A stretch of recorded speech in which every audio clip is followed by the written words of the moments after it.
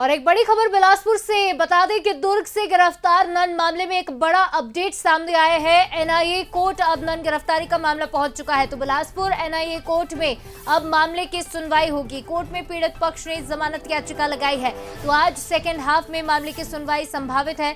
बता दें कि बीते दिनों 2 नन की गिरफ्तारी दुर्ग से हुई थी। ये मामला इतना ज्यादा आगे बढ़ा कि दिल्ली से लेकर केरल तक इस मुद्दे की गूंज सुनाई दी। ह्यूमन ट्रैफिकिंग के आरोप में भी इस मामले में कार्रवाई की गई थी, तो अब पूरे मामले को एनआईए कोर्ट तक पहुंचा दिया गया है। नन की गिरफ्तारी मामले में ये नया मोड़ आया है और देखिए अब एनआईए कोर्ट में इस मामले की सुनवाई होगी। एनआईए कोर्ट अब ये मामला पहुंच चुका है गिरफ्तारी का। बिलासपुर एनआईए कोर्ट में मामले की सुनवाई आज सेकेंड हाफ में हो सकती है।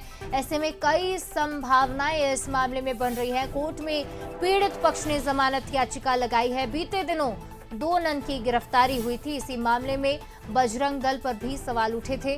बजरंग दल की जैसी संस्थाओं पर डिप्टी सीएम ने समझाइश देते हुए कहा था कि बाकी संस्थाओं को भी काम करना चाहिए। तो इस पूरे मामले ने इतना ज्यादा तूल पकड़ा कि संसद में भी ये मुद्दा गुंजा। और चलिए इस खबर पर ज्यादा बातचीत करेंगे। हमारे साथ बिलासपुर ब्यूरो अमन पांडे लाइव जुड़ रहे हैं। अमन, ये मामला अब एनआईए तक पहुंच चुका है, क्या संभावनाएं बन रही हैं, कितना मजबूत पक्ष नजर आ रहा है?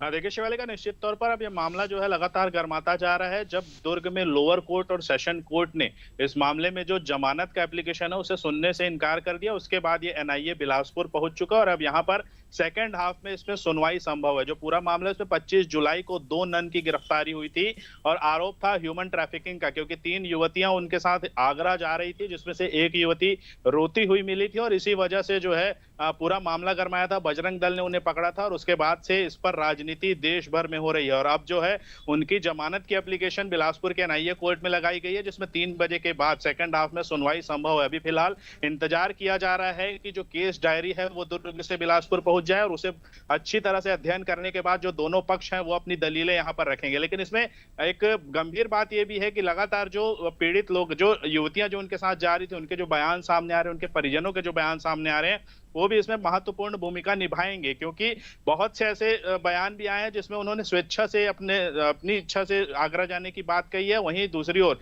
लगातार इस पर आरोप भी लग रहे हैं कि ह्यूमन ट्रैफिकिंग का ये खेल खेला जा रहा था, जिसमें केवल एक उदाहरण है कि 3 युवतियां जा रही थी, बाकी तो ऐसा खेल लंबे समय से खेला जा रहा है। तो अब देखना होगा कि जब एप्लीकेशन पर सुनवाई शुरू होती है सेकंड हाफ में, उसमें किस तरह से दलीलें रखी जाती है और किसके पक्ष में यह फैसला आता है। क्योंकि अगर जो बयान जो लोग वहां जा रहे थे उनके बयानों को माने तो कहीं ना कहीं वो अपनी इच्छा से जाने की बात करें, उसका फायदा कहीं ना कहीं उनको मिलने की उम्मीद है। लेकिन वहीं दूसरी ओर जो आरोप है वो भी गंभीर है। ह्यूमन ट्रैफिकिंग नेशनल मुद्दा है। ऐसे में जो कोर्ट है वो बहुत ही संवेदनशीलता के साथ गंभीर आरोप है और मुद्दा लगभग गरमाया हुआ है, न सिर्फ प्रदेश में, देश भर में इस मुद्दे की गूंज। अब देखना होगा कि क्या दलीलें पेश होती हैं और क्या फैसला आता है। फिलहाल तमाम जानकारी के लिए और अपडेट के लिए आपका शुक्रिया।